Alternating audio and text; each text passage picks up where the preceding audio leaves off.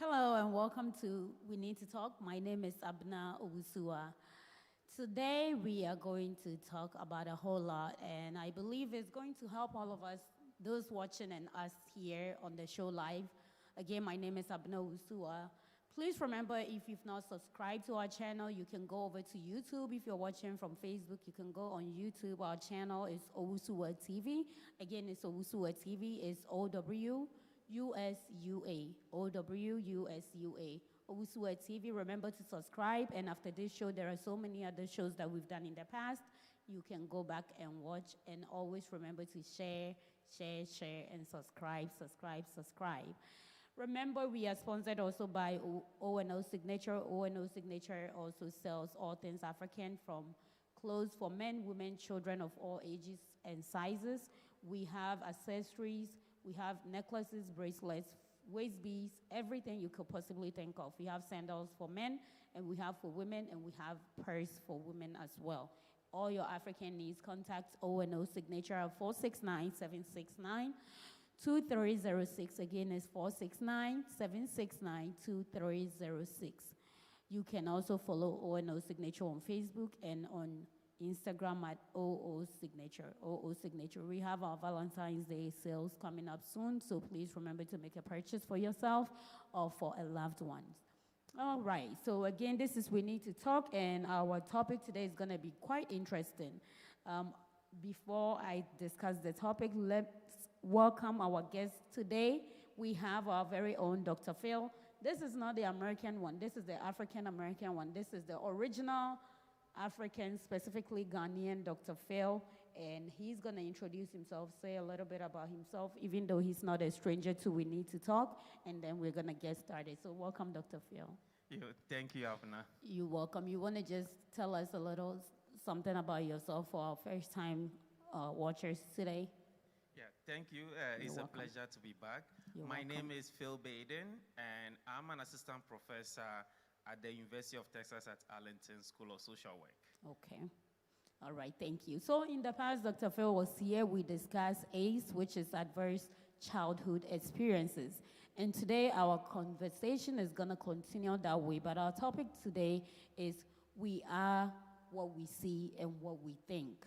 And that is where we are going today. Please remember, again, if you're watching, share it with somebody so they can also get something from today's show, and remember to subscribe to our channel. Thank you. So, Dr. Phil, we are what we see and what we think. That is very huge and that's very broad, but we are going to break it down today and we're going to discuss. So, what does it really mean when we say we are what we see? Yeah, so basically, when you say we are what we see, to me, sounds that our actions or what we think, how we model our life and our decision largely is based on what we see. Okay. Or the models that we try to take our lives after.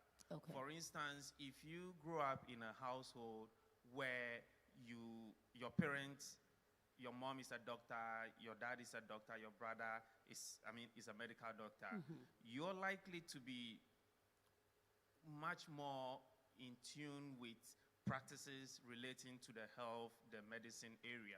And that also is likely to shape your orientation about what you think. You may grow up thinking that, oh, the only profession that can make me successful is to go into medicine or to become a medical doctor. Okay. It goes the other way too. When you grow up in a family where your mom is a teacher, your dad is a teacher, you have siblings that are in the teaching field, you're likely to also model your decision in that way to a large extent. It's not always the case, but to a large extent. So when you say we are what we see, to a large extent, it is true that the kind of things that you are exposed to shape your thinking and your orientation. So this means that where we grow up has a very big effect on what we grow up to become then, right? Yes, it does. And this, we have this well-known debate in the academic literature that has to do with whether our existence is shaped by nature or by nature. So Okay. nature means our biological or our hereditary factors play a role, where there are some who also believe that our environment to a large extent play a role. And sociologists and other social scientists over the years have come to acknowledge to a large extent that yes, it is true, our nature, which means our biological traits, play a role, but to a large extent, our nature, which is our social environment that we grow up, plays a significant role.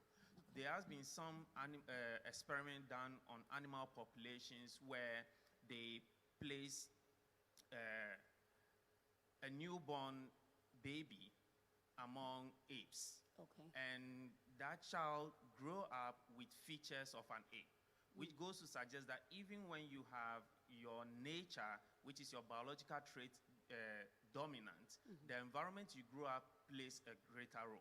So that child grew up having features of an ape, behaving like that, goes to suggest that the environment that we grew up in shapes us a lot. Okay. When you grow up in an environment that is very welcoming, supportive, and I believe we'll be getting into that shortly, but generally, the environment we grow up shapes us significantly. Sometimes we never know, unconsciously, we do things where we've been shaped by environment, but ourselves, we don't pay Don't know attention that. to Okay. that. All right. So, like the example that you just made about the experiment with the apes, you said that even the features. So that means our environment also shapes us physically, not just psychologically, but physically as well. Yeah, physically.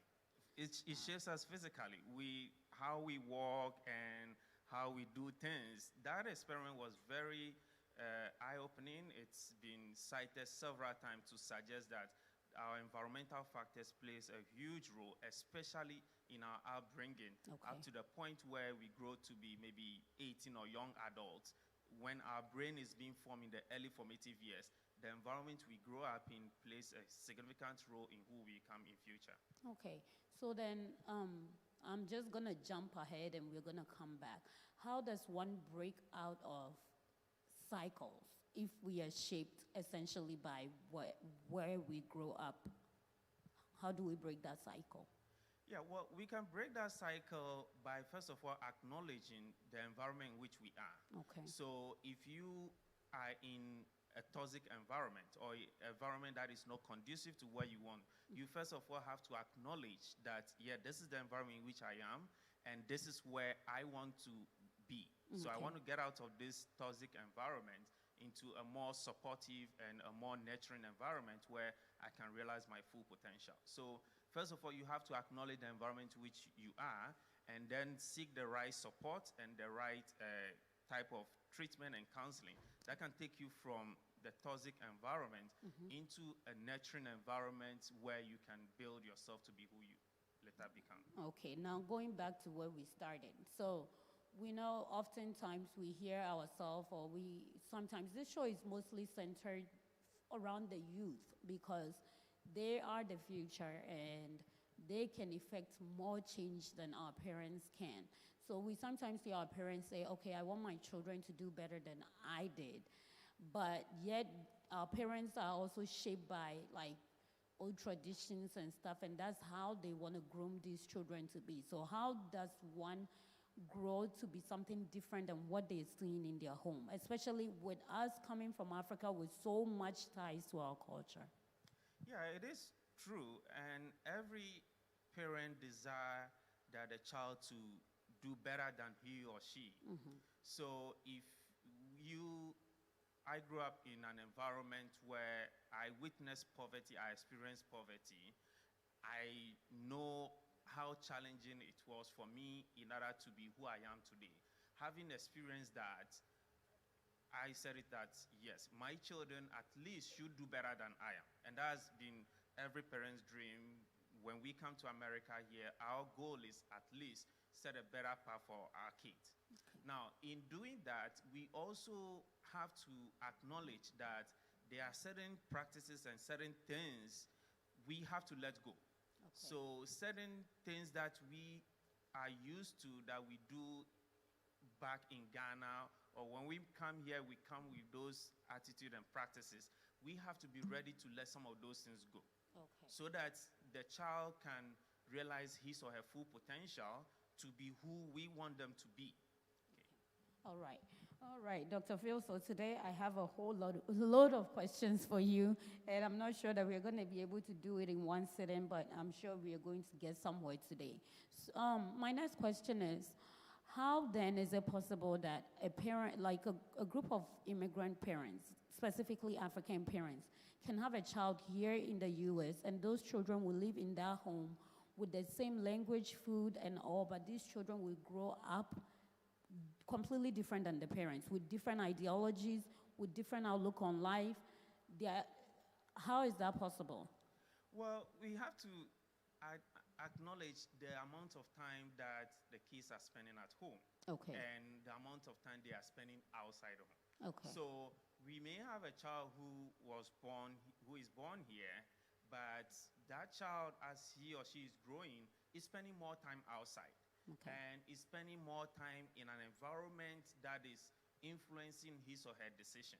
So even though the child may live in a house where he or she is eating or speaking the language at home, eating the food, participating in the family activities or the cultural activities that the parents know to, that child is also spending time outside the house, is also engaged in media activities, so getting information from sources that portray the mainstream culture. So when that child is growing, he is likely to pick those practices that are outside the house, and it may turn out to be that those practices will now be dominant in how the child views the world and how the child makes decisions about who he or she wants to be.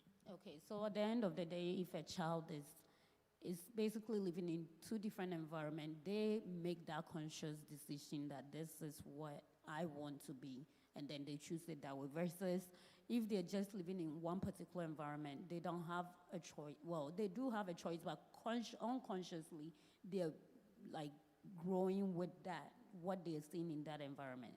Yeah, that's it. Unconsciously, they're growing with the decisions they're making based on the environment that is dominant, that is playing a lot of influence. So if the child is living with the parents, the kind of socialization that he will be getting from the house will be different from when that child goes out to interact with his or her peers. Okay. So when a child is interacting with his or her peers in the outside or in the social world, he or she will be getting information that is very different from what he or she will be getting with a parent. So with a parent, he may be getting reinforcing ideas about career choices and life decisions, which sometimes will be very controlling, or will be trying to steer the child in a particular way. But when the child is engaging in the outside world, he or she is being exposed to a variety of options, and when that child sees those options, sometimes it can be tempting as to which one to pursue. But when it's at home, that child is more likely to be shaped to be making decisions going in a particular way, which sometimes may not be what the child really wants to. Okay, so which choice is the best? Which option is the best option for raising a child? Being in an environment where they see and hear one thing, or having that option of different environments to choose from? I think option is always good. Having different options where you shape the child about what you believe or what you think the child should be attuned to set up his or her path. But also being open to know that there are other realities or there are other options out there which, as the child is growing and is interacting with others, he or she would definitely be exposed to those. So being aware that those options are there will help, so that when you don't get fixated on only one path and then later realize that your child is doing something completely different, and then you feel disappointed. So you may be desirous of your child growing up to be, say you may want your child to grow up to be an engineer, and you are doing everything to make sure that that child stay on that path. But you as a parent also have to be very open that there are other ways that the child may come to be an engineer. the child may have to go through art or may have to go through other means in order to. So, and even it may turn out that that child may not be, engineering may not be in the interest of the child. He may want to be something in the art field or do something not related to engineering. So if you are open to and you have an open mind that there are those options, if it turns out that that child pursues something different from what you are expecting, you won't feel disappointed. Okay. But when you are fixated on one way and you think that the only path that can make this child successful is by forcing the child to go in that direction, the child, it may turn out to be that that may be what is good, but when the child feels like, why am I not being exposed to that other options before I come to realize that, oh, engineering is what is good for me, that child may completely choose something and hate engineering. Okay. All right. So, there are some moral teachings that we cannot compromise on, especially when raising a child. And when a child has the option of different environments that they are being exposed to, and also having the choice to make in between, how does a parent reinforce their own teaching on the child, even though they have the option to choose between? Just like you said, these children are spending less of their awake time in the home, and then they spend most of their awake time out at schools or at social places and things of that nature where parents can control. So how does a parent reinforce their own teachings or like implement or input morals into their children?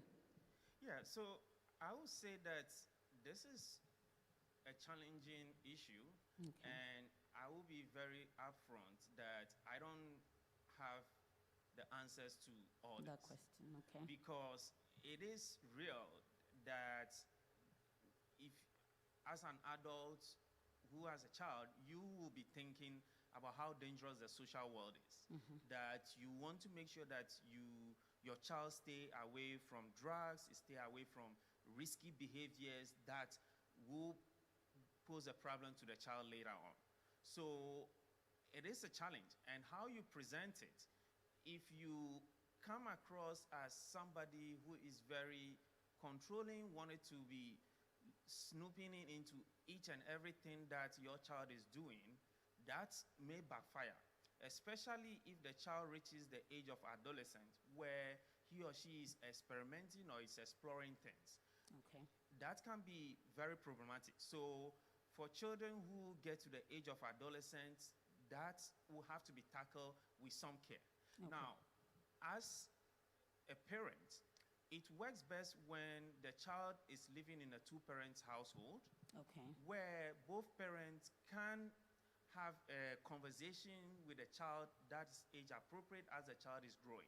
So if the child reaches adolescence and you know that the age of certain behaviors tend to peak at those age, say maybe alcohol or substance use, as the child is reaching that age, you have to be very frank in how you have conversation around drugs, substance use, and sex with the child, so that that child will gain the information or knowledge from you, knowing very well that what you are presenting, you are doing so with a good intent. Now, if you come across as with a complete mindset that it's totally abstinence, no drug, no sex, and you don't present it in a way that the child will see why you're saying so, that child may listen to you all right, but when the child goes out, what he or she will be hearing from his or her peers will play a lot more influence. So in a family environment, you have to be very involving, not controlling in what the child does, but have a very warm and nice conversation with the child about the consequences of some of those things. The child may not get it right away, but you have to acknowledge that, yes, over time it will get it. And the reason why I stress about when in a two-parent household, some of these are easy to attain is when when both parents are on the same page as to what the child is doing. It helps. The child knows that, both parents are thinking the same way and he or she will listen. So having that warm and supportive relationship at home goes a long way. But parents, you also be very should be aware that what they're thinking may not be what the child will end up doing. So, especially the age of adolescent is very, very difficult to control when they are learning things from their peers. Well, I'm sure that some of our audiences can identify with what you said, having adolescents who are in that stage where, for me personally, I call the experimental age. You want to try everything because you're now beginning to understand, okay, even if my parents tell me to do this, I can choose to not do it, and there are consequences, but I don't care. I still want to try it. And these parents are also wondering. So at that point, what is the best approach for a parent with such child to take in trying to reinforce their own teaching on that child? Yeah, I think conversation. So having conversation with the child in a very nurturing way and letting the child know why you think certain things will not help the child at that age. Okay. So, and this conversation doesn't have to be abrupt. You don't have to maybe set a time that this is the time we're going to have this conversation. Every opportunity that you see that present itself, you can have those conversations.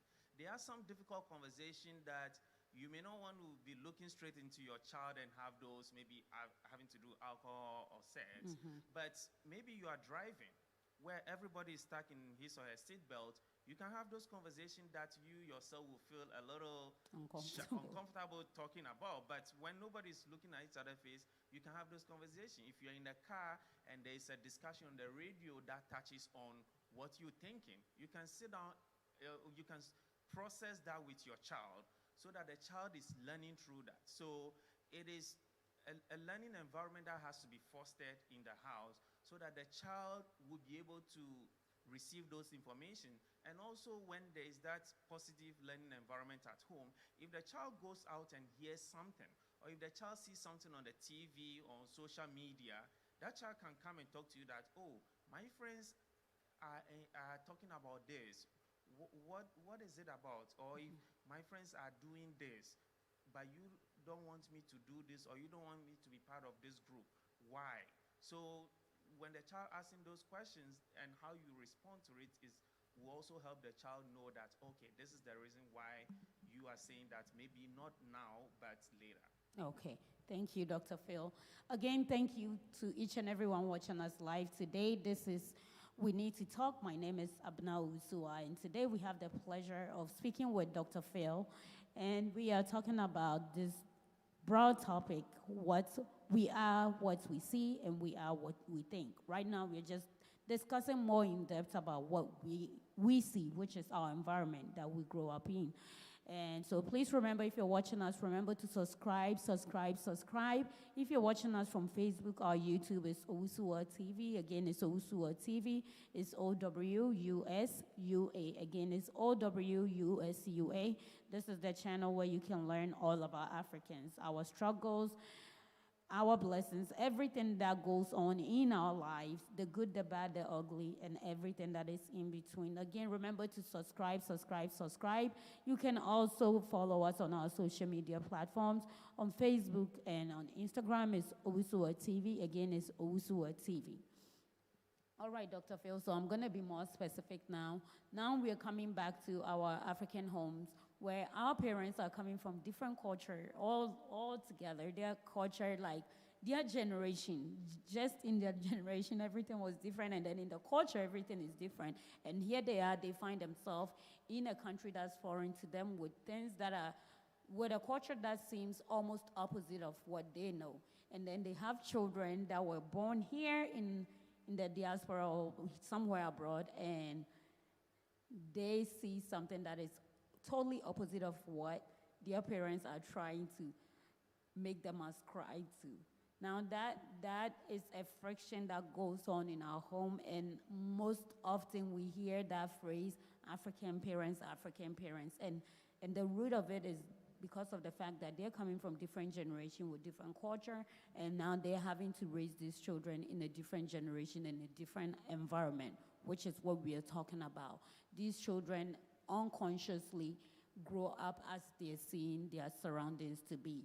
But then our parents, they have their brains already developed with the culture that they saw in their time, and now they're trying to raise these children.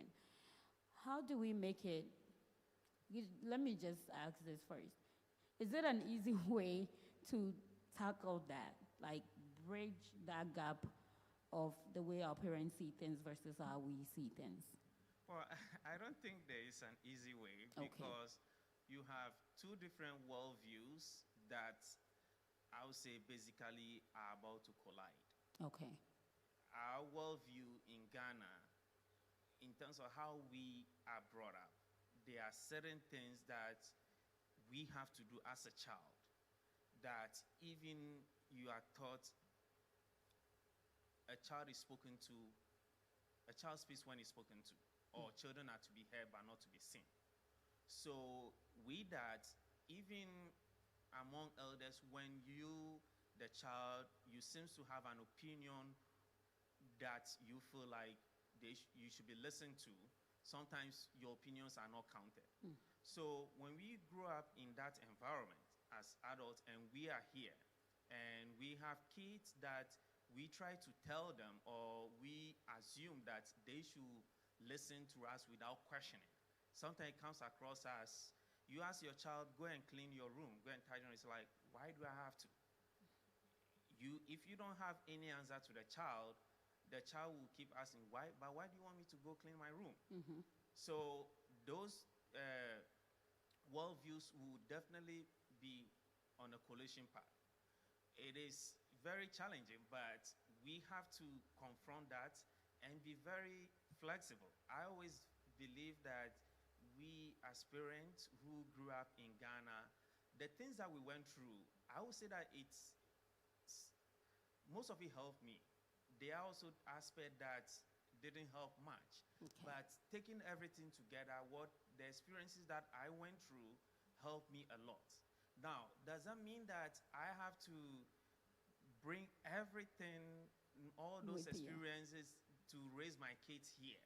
I don't think so. I have to be very real because my parents back home, they raised me that way because of the environment. So when I'm trying to raise my child here, I have to be very realistic to myself that if I uproot every practices and upbringing from Ghana here, realistically, is that going to help? That, even if that I find that to be helpful for me, that helps me accomplish my goal of having a child. But would that be in the interest of the child? That child may grow up doing things always the way I want it, but it may not help the child realize his or her full potential. If I have a child in an environment where I say that I have the final say. Whatever I say, you are living under my roof and it's mine or no other. It will not be helpful for the child. The child will not have a curious mind to be able to ask questions, to be able to discover new things.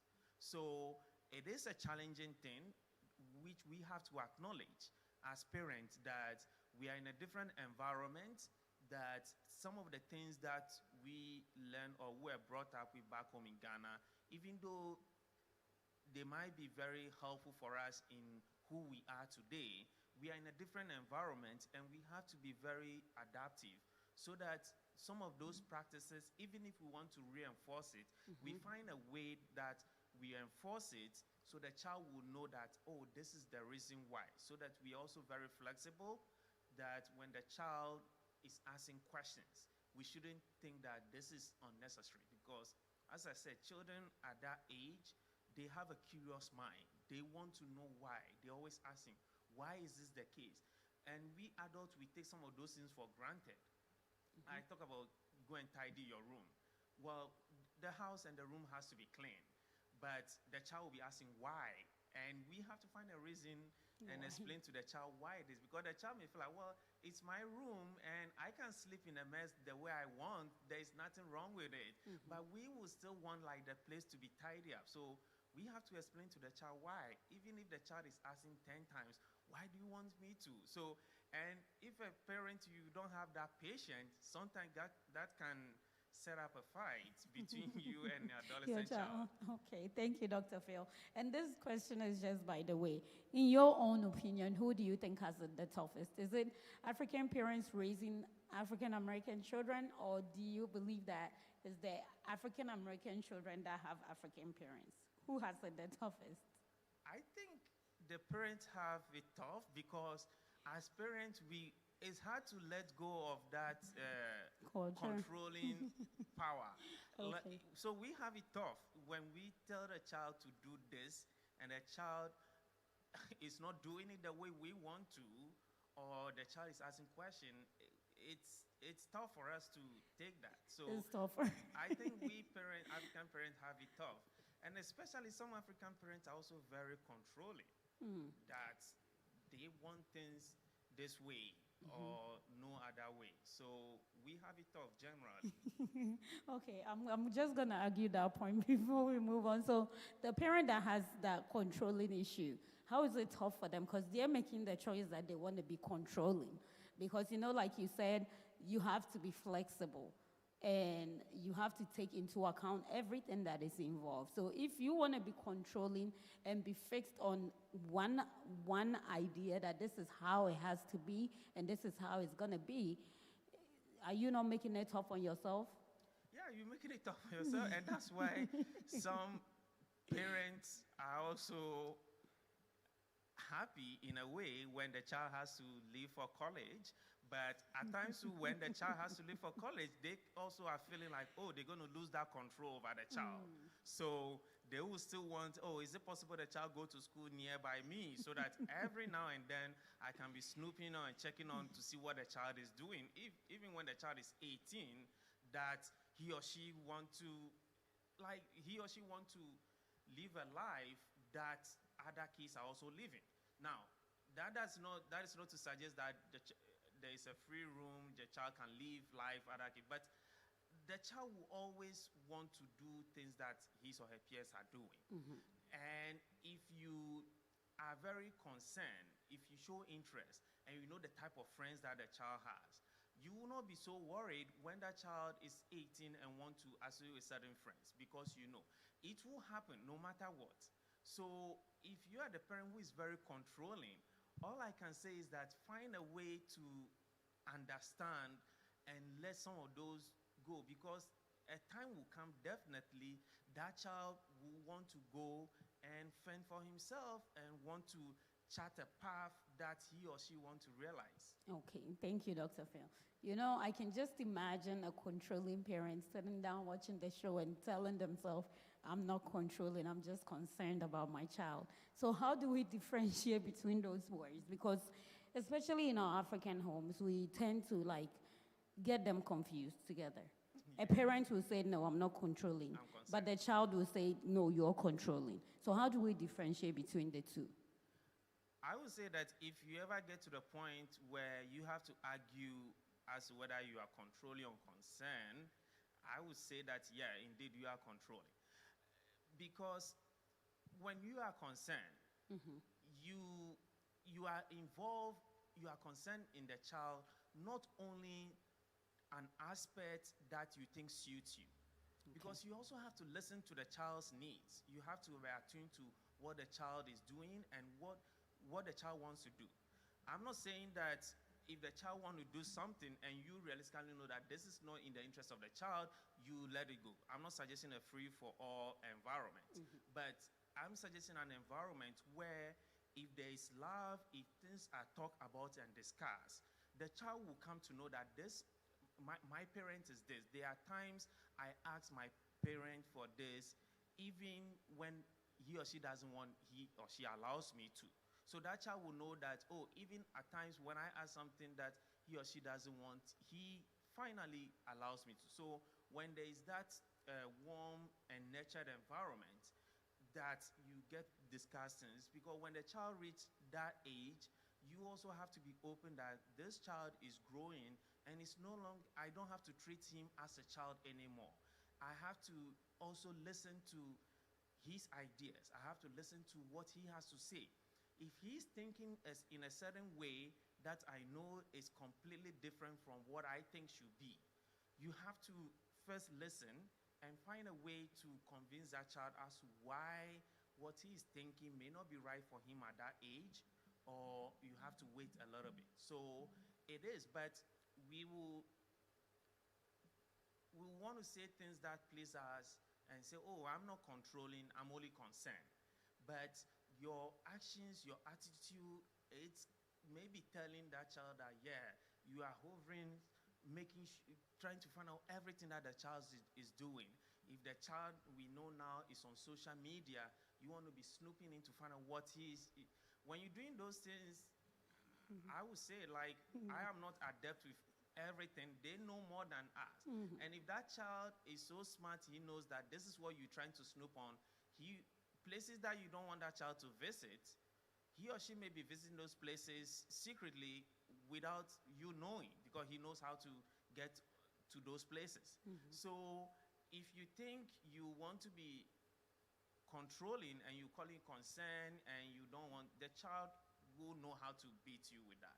They are very good with that. So having a very warm environment where you can talk about things will help you, so that the child will be open to you. Okay. So on that same point of a controlling parent, at what point does parent need to let loose of their grip? Because whenever you train somebody, it gets to a point where they graduate and they have to go put to use what you've trained them to. At what point does that parent let go? That, okay, this person is of this age or of this mindset, so let me let them go to kind of see if what I've been teaching them actually sunk in and they took it. At what age, or would you say, is appropriate for a parent to do? I think once the child is approaching the age of 10, they're about 11, you have to be coming to terms with that. And I would liken it to training a child how to ride a bike. We put on the training wheels and let the child ride to a certain point, and you take off the training wheels. You let the child ride without the training wheel, he or she will fall a couple of times, and then he will master it. But if you think that you're going to have the training wheel on for forever, it's not going to work. There will be a time where the training wheels have to come off, and there will be a times where the child will have to ride and fall. And so those are the challenges. Those are the difficulties that will come, that the child will have to learn things the hard way in order to come to realization that, oh, this is what it is. So you have to gradually do that and tune your mind to it, that that time will come. So I will not say here that, oh, this is the age at maybe age 13 or 12 is what it is. But once the child is getting to the age of 10, you have to be getting ready to know that there has to be a time that you have to lessen the amount of control sort of you have. The kind of warm and natural environment I keep talking about, that has to continue.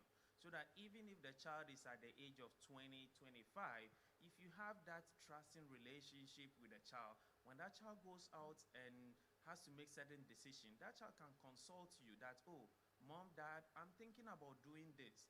What is your opinion? What do you think? The child is asking for your opinion at that time, not to say like, not that what you tell him or her is really what he's going to, but he or she may have some idea, want to bounce it off with you. But if you don't have developed that warm and trusting environment, that child will not come to you for some of those advices. If the child is about to start dating and you are concerned about maybe that child is too young, if you have that warm and trusting relationship with a child, that child can discuss things with you, and you can also emphasize certain things that, okay, do this, be mindful, be careful, can I see that your friend, and that kind of things. But if you are the control freak, and the child knows that, oh, if I bring this person to introduce you, you're going to start thinking that, oh, why am I doing this at this very early age? The child will not come to you with those conversations. He or she may go and do things that at the end you will not like. Okay, thank you, Dr. Phil. You know, so parents that are watching today, you didn't hear, well, you're hearing it from me because I'm restating what the expert said. He said at the age of 10, or when your child is approaching 10, that is when you need to begin to think, okay, I need to ease off some of the control, or some the involvement that we have in these children's life, you cannot tell your child everything to do in every time of the day. It's going to come to a point where they must put to practice what you've taught them, and that is just that. And so, Dr. Phil, you talked about trust. Before we go to the second part of our conversation, which is we are what we think, you talked about trust. Definitely, I'm sure most of the parents that have that issue of control there is certain type of trust that is not between them and their children. Because if you trust your child enough, you know that, okay, when I give them this amount of freedom, they're going to be able to exercise it well. And still being mindful, keeping in mind that, okay, this is a child, so they have that tendency that they might do something that might not be good, but they're not going to go all the way in because you trust the child. But then there's this parent too, that those that have that control issues is because they don't trust the children. Whose responsibility is it to build that trust between the child and the parent? I would say that it is both the parent and the child, but the parent has to take the initiative. Okay. The parent has to create that environment, okay, so that it will be there organically. That there is a trust there when you know that my child, this is how he or she has been raised at home. Mm-hmm. You can trust the child. You can develop that. Bear in mind that there is a likelihood that the child will do something that is like, oh, why did you do this? But there is that room. But to a large extent, that when the trust is there, you can be sort of rest assured that the child that you are training will do things based on some of the things that you've been having conversation with the child about. Okay. So to a large extent, it's the parent who has to initiate that process and build that trust. Okay, all right. So that means that at the end of the day, if that parent doesn't give that child the room to exercise what they've been taught, then that trust will never be built. Yes. Okay. All right. So now we are discussing as we see, we are what we see and what we think. What we see has everything to do with our environment, the people that are around us, what they say, what they do, especially in the life of a child. They learn more from what they see and then from what they hear as well. Now we're going to discuss we are what we think. So Dr. Phil, here we are. Again, back to what I said earlier, our parents always say, I want my child to be better than me. But then everything that they're doing is almost opposite of what they want their child to be. If, for instance, if you are a teacher and you're always talking great about how teaching is, oh, this is an excellent field, this is the best field, these are the benefits, and you keep pinpointing the positive aspects of it and act in accordance to what you're saying. But then at the end of the day, you're telling your child, oh, but I want you to be a physician. Now you're saying one thing and doing something and then requesting that the child become something else. How can a child become what the parents is asking of them when they're seeing something different from their parents' side? Yeah, so as a parent, when it comes to how we expect, what we expect from our kids, we set high expectations. Okay. That, yes, we want them to do better than us. So that if you, as a parent, you ended up at first degree, your goal is that my child should have a master's. If you end up at master's, your goal is my child should have a PhD or should have some professional degree. So we have that high expectation, which is good. Every generation should do better. And it's always been. You look at the current generation, some of the discoveries that we are seeing, and in the field of technology that is making life more accessible, not to talk about some of the negative aspects, but generally, the advances that we're seeing are things that the current generation is doing better than the previous. Now, when a child is growing up, we has to also be very open and again be very flexible when it comes to how we want to shape that child's thinking about certain profession. Because most people that end up in the profession that they are, very few of them go straight in a pathway. Some may have to go drop out. Some may have to go to different path in order to realize or to discover that, oh, this is who I really want to be, or this is who I want to be that will help my cause. So as a parent, if you believe that my child has to be a teacher at all costs, or my child has to be a nurse, or my child has to be a medical doctor, be also very open that yes, there are various ways or various paths to getting there. That's if that's what the child also wants to be. The child may get into music and then later become a music teacher, or the child may get into music and then along the line take some additional courses that will put a child in the path of, say, engineering, lawyer, a dentist, or other profession, or a nurse. So being very open that there are various professions will help, because if the ultimate goal is to have for the child to have a thriving and a fulfilling life, then you have to give that child the room to explore, because some hidden talents that don't get discovered is as a result of parents pushing their children to get into only some profession. We grew up in Ghana knowing of only certain professions. So if you have growing up in Ghana, if you're taking courses in some discipline like history or English literature, your parents will ask you, what are you going to do when you finish with history? Forgetting that that is only to open the child to different avenues. So it is very critical, especially as children are in elementary school, getting to high school, that we very open and let the child explore different options. Okay, there are certain discipline or options that has been shown generally to help.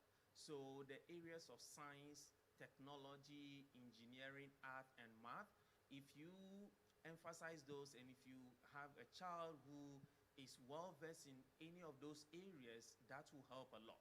Okay, and I want to emphasize again that I'm stressing the area of arts as an aspect which has been not been acknowledged by most African parents. They always think about STEM, like science, technology, engineering, and math. But the area of arts is also very helpful. Like when a child is very artistic, can use his or her brain to do a lot of things, that can help the child get into different areas and different fields. So the mind is very powerful, that when children are very artistic, we have to help them explore those art options so that they also can be who they want to be. Okay. So, you know, when we say we are what we think, there are two ways to it. We are what we think, as in just like you just stated. There is a child that is very artistic, so their brains work in that manner. So if you try to put them in a different area, they might not function well. But when allowed to function, or when allowed in an environment where they can use their artistic skills, they can function to a great extent. But then there's the other aspect of we are what we think, which is our parents thinking for us. Okay, because I see this to be the best, my child must go this way. And here we are trying to force a square into a circle. And those are two different things. So I'm going to come down to the option of career, as you said. And before I do that, there are so many expectations that African parents put on their children, which is great, because as a parent, yes, of course, you have to aspire the best for your child. You cannot just let loose and say, oh, whatever my child becomes, that's okay. Of course not, because at the end of the day, all that you're struggling for is because of your children. But one of the things that I noticed personally is our parents put so much emphasis on making money to support the children, but not giving them the other moral support, the support of them being there for a child to like really be the best on top. We have come here to learn that these parents are involved in homework, in extracurricular activities, in different type of activities altogether. But our African parents are limited just because of what they saw growing up. You hear an African dad say, oh, you you have it easy. Me, when I was going to school, I was wearing Slippers. flip-flops, and I was having to walk 5 miles to school. And you, the school bus is here, you have a phone, you have all this, and you don't think it's easy. It's easy for you, so you should be able to like achieve the best thing that is out there in this world. But then they forget that the recipe to making a child successful has more to do also with what investment the parent also make in the child. So academically, for instance, which is so important and so serious for me, is when parents are not taking their time to spend with their children in helping them with the work that they bring from school. Because parents are also saying, I go to work, I do 2 jobs just to make sure that you're doing this and that. And you have to be able to do this. But when you look at like how teachers also draw their plans, okay, so the child is gonna come to school and as a teacher, I'm gonna do this with them. But when they go home, the parents also have to reinforce, just like we were saying, for somebody to attain information or to actually grow up with it, there has to be that reinforcement in all environments that the child finds themselves. But parents are not doing that part of it. But then also expecting that, okay, in the end, the child must be nothing but successful, even without them helping. Yeah, so you've raised an issue that requires a lot of time to address, but I will try my best. Okay. It is very true that money is not everything when it comes to raising a child. Okay, you can put your child in the best private school. If you don't have time with a child, that child may be doing well academically, but emotionally and physically, spiritually, that child may be lacking a lot, that ultimately what you want to see your child become will not come to realization. So yes, it is good. Money plays a role. You want to provide for the child, but at the same time, you also have to invest time in the activities of the child. So if it is extracurricular, you have to be there. If it is working with the child, you have to.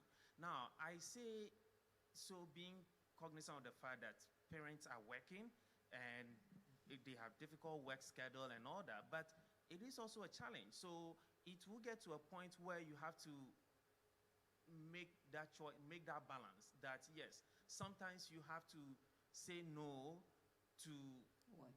to work if you have the ability to, so that you can invest some time with the child. If you have a busy work schedule, there has to be a way you can fashion some time and have time with the child. If it's a movie night or if it's a time that you can have with the child, you can do that. So that through that also, when there is something bothering the child can make Express those things themselves. known to you. So at the beginning, I talk about in a 2-parent household, some of these things can be realized relatively easy, where one parent can be there maybe to take the child to dance practice or soccer practice and all that. This things is very involving. That when you have 2 kids that are enrolled in different extracurricular activity, you have to juggle that. It's not an easy thing. But in a 2-parent household, this could be, the potential to realize this is much better. But I want to stress the point that money is not everything. If you feel like you're providing all the material resources for your child and you are neglecting the emotional and the psychological well-being of the child, you probably are not doing well for that child. So when I talk about a nurturing environment, these are all part of it, that you have to be there. Sometimes it will mean you sacrificing work and being there. I'm saying so being cognizant of the fact that bills has to be paid, we have responsibilities here and back home, but we have to make that choice. We can't eat our cake and have it. If you want your child to succeed, to be successful, these are some of the things you have to do. We have to do it. When we look at some white parents here, they make that choice that sometimes they have to involve their kids in extracurricular. They have to do that because the child doing academically well is not enough. The child has to be well-grounded holistically. So socially, emotionally, spiritually, that child has to be developed as a whole. So you can't just be providing all the resources, the academic needs for the child and feel like, oh, I've done my part. You have to do that. And this is also not something that can be left to a babysitter to do or somebody, a caretaker. You, the parents, has to. When you're raising your child, there's a different, the child get a different attachment to you than if somebody is coming to watch your child do that. So we can outsource some of these activities to somebody. If you feel like, oh, I have the money, so I can hire my time, an hour of my time is worth $120. I can hire somebody, a tutor, pay that tutor $30 to come in, an hour to come and do this. Well, a time will come, some of the things that the benefit the child will get from you by sitting there and working with that child will not get that from the tutor. So you have to be involved in their life. Thank you so much, Dr. Phil. You know, you were right when you said that what the topic raised is not something that you can just talk about in just these few moments that we have left. And unfortunately, our time has come to an end. But definitely, again, just like we discussed behind the cameras, you're coming back this year, and we're going to talk more into it. Coming up in February, this is just an announcement, but that's also a topic to discuss with you. You know, starting in February, we're going to be discussing relationships and marriages, which comes back to, like, everything is hand in hand with one another. When there's a home where there is love and the relationship and the marriage is good, that reflects on the child as well. But when there's a home, just like you said, where there is a one-parent home, or there is the presence of two parents, but one is absent or the other is absent, it still causes issues and it reflects back on the child. So these are all things that we are going to be discussing on the show in the upcoming months. And Dr. Phil, definitely, we would love to have you back again, and other resource people, and then raw parents to also share their experience with us. Because like you said, you're saying that the parents have it the toughest, but I'm sure if I had a teenager sitting in your chair, they'll probably tell me they have it tougher than their parents. So we're going to try to discuss with everybody and see the viewpoint of everyone, so we can understand holistically what goes on in our home. So again, thank you so much, Dr. Phil, for joining us today. And thank you all our audiences for joining us live today. My name again is Abena Owusua. This is We Need to Talk. If you're watching us on Facebook, please remember to go over on our YouTube page. It's Owusua TV. Again, it's Owusua TV. It's OWUSUA. And please remember to subscribe. Please share the link to somebody so they can get a share of this action that's going on our channel. If you don't know what this whole channel is about, we talk everything African. Sometimes we ignore some of the things that in our mind is not that big of a deal, but at the end of the day, it has such big impacts on our lives. And all those topics that we are not able to discuss at the round table in our home, that is what we do here on We Need to Talk. So please remember, you can watch our old episode as well that's on the channel, and join us every Sunday for more discussions that's coming up. You can also follow us on our social media. On Facebook, on Instagram is Owusua TV. Again, it's Owusua TV. This show is also sponsored by O&O Signature. O&O Signature sells everything African apparel, clothes for men, for women, for children, all ages and sizes. We also have accessories from necklace to waist beads, to bracelets, to purses, to sandals for men, for women. And O&O Signature also have February Valentine's Day / Black History Month sales coming up in February. So contact O&O Signature at 469-769-2306. Again, it's 469-769-2306. You can also follow O&O Signature on Instagram and on Facebook at OO Signature. Again, it's OO Signature. My name again is Abena Owusua, and thank you so much for joining us live today.